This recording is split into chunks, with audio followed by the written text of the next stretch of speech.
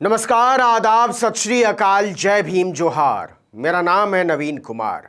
उत्तर प्रदेश में रामराज पार्ट 2 चालू हो चुका है। चारों तरफ मंगल पसरा हुआ है। मंत्रियों को उनका झुनझुना थमाया जा चुका है। आपको लग रहा होगा मैं मंत्रालय को झुनझुना क्यों बोल रहा हूं, तो सुनिए। मंत्रियों की समझ में नहीं आ रहा है कि विभाग के नाम पर उनको जो थमाया गया है उसको लटकाना है या बजाना है, क्योंकि इसके अलावा उनके पास करने को कुछ है नहीं। योगी आदित्यनाथ ने वही कर दिया है जो 2014 में सत्ता में आने के बाद नरेंद्र मोदी ने किया था। आपको याद होगा, राजनाथ सिंह को गृह मंत्री बनाया गया था, लेकिन उन्हें अपनी पसंद का निजी सचिव तक नहीं रखने दिया गया था। छोटे मोटे मंत्री तो खैर क्या पता चपरासी तक खुद न रख पाए हों। सब कुछ प्रधानमंत्री कार्यालय से तय हो रहा था। अब वही फॉर्मूला योगी आदित्यनाथ ने लागू कर दिया है। नरेंद्र मोदी और अमित शाह ने जब घेर कर उनका शिकार करने की कोशिश की तो योगी ने उन्हीं का औजार निकाल लिया। अब आप कहेंगे घेर कर शिकार करने का क्या मतलब? घेर कर शिकार करने का मतलब होता है एक ऐसी परिस्थिति बना देना जिसमें नाम तो हर जगह आपका लिया जाए, लेकिन काम पूछ पूछ कर करना पड़े। चुनाव हार जाने के बावजूद केशव प्रसाद मौर्य को डिप्टी सीएम बना दिया गया। योगी आदित्यनाथ ने सोचा था कि एक दुश्मन से मुक्ति मिली, लेकिन पार्टी ने उन्हें मुकुट बना लिया। योगी के दूसरे दुश्मन ब्रजेश पाठक, योगी तो मंत्रालय में भी कहीं कोने का विभाग देने के मूड में थे उनको, लेकिन पार्टी ने बना दिया डिप्टी सीएम। जिन लोगों ने भी योगी की कब्र खोदने की कोशिश की थी, उन्हें पार्टी ने मलाईदार महकमों से नवाजा है।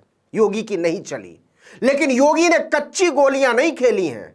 उन्होंने कहा हम मोदी शाह के भक्त हैं और लखनऊ में अब दिल्ली मॉडल चलेगा। दिल्ली मॉडल बोले तो केजरीवाल वाला नहीं, मोदी वाला। अब पूछिए दिल्ली मॉडल क्या है? दिल्ली मॉडल का मतलब यह होता है कि मंत्री को न अपने से सोचने की इजाजत होगी, न अपनी मर्जी से यात्रा करने की, और न ही अपनी मर्जी का स्टाफ रखने की। वो मुख्यमंत्री की कठपुतली की तरह होगा। ये ऐसे नियम हैं कि मंत्रियों के घुटनों से आंसू निकल रहे हैं। ऐसी बेइज्जती से तो अच्छा था कि मंत्री ही ना बनाते हमको। अब जरा वो नियम भी सुन लीजिए और तय कीजिए कि इनको कठोर कहना बेहतर होगा या फिर गुलामी। इन नियमों के मुताबिक उत्तर प्रदेश के मंत्रियों को अब मुख्यमंत्री कार्यालय को जानकारी दिए बिना या कहिए बिना इजाजत लिए राज्य से बाहर जाने की अनुमति नहीं होगी। अगर मंत्रियों को यूपी से बाहर जाना है तो ऐसा करने से पहले उन्हें इसकी जानकारी सरकार और पार्टी दोनों को देनी होगी। वहां से इजाजत मिलने के बाद ही वो हिल सकते हैं। मतलब अगर किसी मंत्री का मन हुआ कि हम माता वैष्णो देवी के दर्शन करने चले जाएं जम्मू कश्मीर, या शिरडी के साईं बाबा के दरबार में मत्था टेकाएं महाराष्ट्र, या तिरुपति बालाजी चले जाएं, तो नहीं जा सकते। उन्हें क्लास के मॉनिटर से पूछना पड़ेगा। और मॉनिटर कौन? योगी आदित्यनाथ। मैंने जानबूझकर केवल धार्मिक जगहों का जिक्र किया है, दर्शन करने वाले, क्योंकि शिक्षा, स्वास्थ्य, परिवहन वगैरह को समझने के लिए मंत्रियों की यात्रा का रिवाज कलयुगी रामराज में बहुत खराब नजर से देखा जाता है। बचते हैं इससे मंत्री। चलिए आगे बढ़ते हैं। इसी तरह से मंत्री अपने हिसाब से अपने भरोसे के आदमी को अपना पर्सनल स्टाफ नहीं रख सकते। जी हां, योगी सरकार के मंत्रियों को अपनी पसंद का निजी स्टाफ रखने की अनुमति नहीं होगी। निजी स्टाफ रखने के लिए एक लिस्ट बना दी गई है, पूल। यह लिस्ट भी योगी आदित्यनाथ के दफ्तर से तैयार हुई है, और इस लिस्ट में ऐसा एक भी आदमी नहीं है जिसने पिछले 5 साल में किसी भी मंत्री के स्टाफ के तौर पर पहले काम किया हो। नए मंत्रियों को इसी लिस्ट से अपना स्टाफ चुनना होगा। ऐसा क्यों किया गया है, इसको भी जरा समझ लीजिए। यह स्टाफ काम तो मंत्री के लिए करेगा, लेकिन रिपोर्ट देगा मुख्यमंत्री कार्यालय को। मतलब इस एक कदम से योगी आदित्यनाथ ने अपने हर मंत्री के घर और ऑफिस में अपनी सीधी निगरानी तय कर दी है। आप चाहें तो इसे जासूसी भी कह सकते हैं। मंत्री किससे मिल रहे हैं, कहां जा रहे हैं, कौन उनके पास आ रहा है, सरकार का कितना काम कर रहे हैं, पार्टी का कितना काम कर रहे हैं, मौज मस्ती कितनी कर रहे हैं, सारी रिपोर्ट सीधे मुख्यमंत्री को मिला करेगी। दोनों उप मुख्यमंत्रियों की रिपोर्ट भी। और सुनिए, ऐसा भी नहीं है कि एक बार स्टाफ मिल गया तो पूरे 5 साल तक उसी मंत्री के साथ बंधा रहेगा। उसको कभी भी बदला जा सकता है साहब।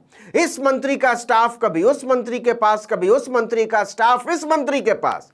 मतलब भाईचारा, प्यार, मोहब्बत कायम होने से पहले ही चिट्ठा आ जाया करेगा कि चलिए यहां से, और यह तबादला तय होगा एक बार फिर से सीएम ऑफिस से। तीसरी बात, किसी भी मंत्री को अपने ऐशो आराम पर बिना मुख्यमंत्री कार्यालय से पूछे 1 रुपया भी खर्च करने की इजाजत नहीं होगी। मतलब योगी आदित्यनाथ के पहले कार्यकाल तक जैसा चलता आया था कि मंत्री ने अपनी मर्जी से लंबी गाड़ी खरीद ली, बंगले को स्वर्ग बनाने में खजाना झोंक दिया, सारे के सारे फर्नीचर बदल डाले, गुलदान बदल डाले, ऑफिस को सजाए ही जा रहे हैं, वो सब अब नहीं चलेगा। सीएम ऑफिस से पूछना पड़ेगा। अब आप सोच रहे होंगे कि जब मंत्री अपनी मर्जी से अपने बंगले का पांवपोश और डस्टबिन तक नहीं बदल सकता, अपना स्टाफ तक नहीं रख सकता, अपनी मर्जी से घूम फिर तक नहीं सकता, तो मंत्री किस बात का? इस सवाल के जवाब में ही तो मंत्रियों की सांस अटकी हुई है, क्योंकि सीएम योगी ने सारे मंत्रियों को उनके काम का टारगेट दे दिया है। स्टाफ अपना, टारगेट उनका। सबको 100 दिन के भीतर अपने काम की स्टेटस रिपोर्ट देनी होगी, और स्टेटस रिपोर्ट के झूठ सच की समीक्षा करेंगे एक बार फिर से योगी आदित्यनाथ। मंत्री न झूठ बोल सकते हैं और न कुछ छिपा सकते हैं, क्योंकि उनका सारा स्टाफ सीएम ऑफिस को पहले से ही रिपोर्ट कर रहा होगा। समीक्षा के बाद योगी ही बताएंगे कि कौन पास है और कौन फेल। साफ है, यह सारा फॉर्मूला योगी ने उन मंत्रियों को नाकाम और निकम्मा साबित करने के लिए बनाया है जो उनके रास्ते का रोड़ा बन गए थे। अच्छा, एक बात तो छूट ही गई, मंत्रियों के लिए एक नियम यह भी बनाया गया है कि उन्हें कैबिनेट में पेश होने वाले प्रस्तावों को खुद ही पेश करना पड़ेगा, खुद ही तैयार करना पड़ेगा। पहले यह काम विभाग के प्रमुख और सचिव कर लिया करते थे। मतलब अब मंत्री को पढ़ाई लिखाई भी करनी होगी और पावर पॉइंट प्रेजेंटेशन भी बनाना होगा, सीखना पड़ेगा, क्योंकि जब उन्हें कानून के बारे में ही पता नहीं रहेगा तब वो उसको पेश कैसे करेंगे। आईएएस, पीसीएस जैसे अफसर अब केवल मंत्रियों की मदद के लिए मौजूद रहेंगे। काम मंत्रियों को खुद ही करना होगा। एक और बात, नए नियमों के मुताबिक सीएम योगी आदित्यनाथ के साथ होने वाली सारी बैठकों में सिर्फ अपर सचिव और प्रमुख सचिव ही विभाग की जानकारी देंगे। सचिव स्तर के अधिकारी मुख्यमंत्री के सामने ब्रीफिंग नहीं करेंगे, उनकी हिम्मत नहीं होगी। मतलब मोदी शाह ने जो सोचा था कि केशव प्रसाद मौर्य और ब्रजेश पाठक को डिप्टी सीएम बनाकर अपने भरोसे के अफसरों को सूचना में बैठाकर योगी आदित्यनाथ की निगरानी करवाएंगे और दिल्ली में बैठकर सरकार चलाएंगे, उसे बहुत महीन तरीके से योगी ने काट दिया है। तुम डाल डाल तो हम पात पात। इस वीडियो में इतना ही, लेकिन अगर आपने आर्टिकल 19 इंडिया को अब तक सब्सक्राइब नहीं किया तो फौरन कर लीजिए, बेल आइकॉन दबाइए, घंटी जैसी आकृति, लाइक कीजिए और कमेंट करके बताइए हमारा वीडियो आपको कैसा लगा। अगर यूट्यूब पर देख रहे हैं तो हमारे चैनल को सब्सक्राइब कर लीजिए, फेसबुक पर देख रहे हैं तो वीडियो देखने के बाद जाइए और हमारे पेज को लाइक कर लीजिए, इंस्टाग्राम पर हमारे पेज को फॉलो कर लीजिए, ट्विटर हैंडल है हमारा आर्टिकल 19_इंडिया, उसको भी आप फॉलो कर सकते हैं। नमस्कार।